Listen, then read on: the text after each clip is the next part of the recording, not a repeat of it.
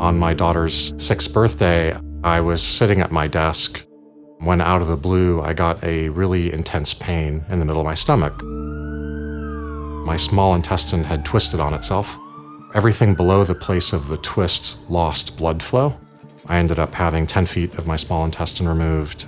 I had a really bad abdominal infection. So I ended up being in and out of the hospital for a couple of months.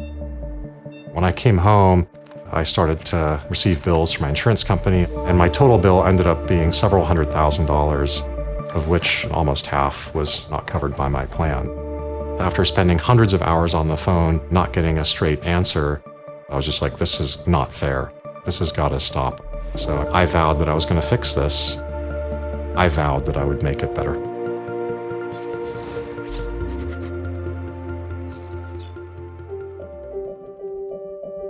The good thing about being an American is that we are wired to not accept things that don't fulfill our expectations.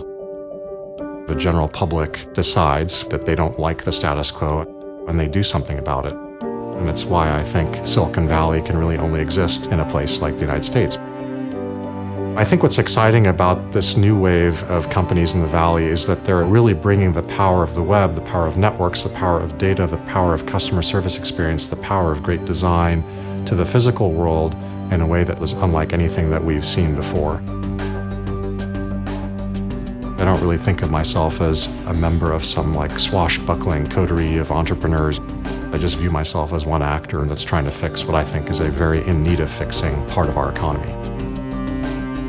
I think it was just a matter of time before health insurance had its reckoning or had its moment.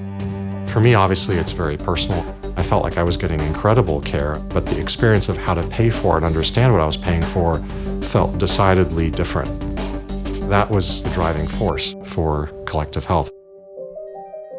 When I was researching the health insurance industry, I discovered this phenomenon of self-insurance.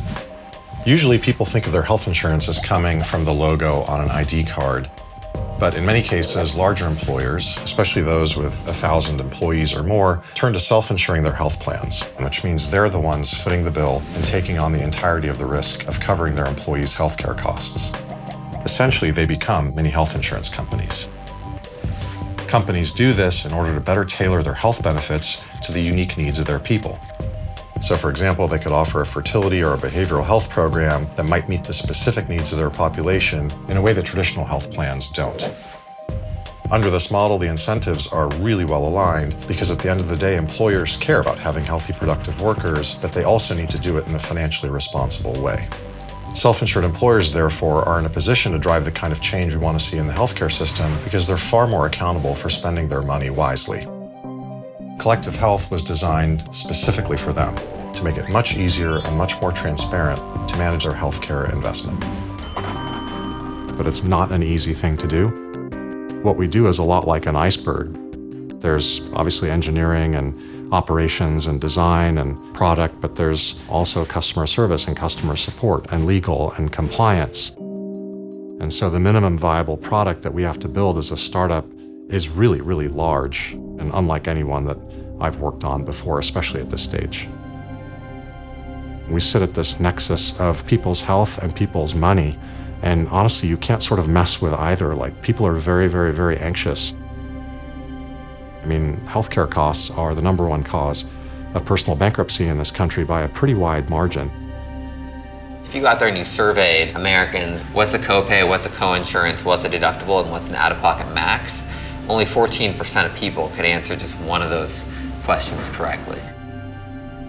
So what we're working to do is to radically simplify the benefit design and plans and the way those plans are presented so that they can actually make sense to people.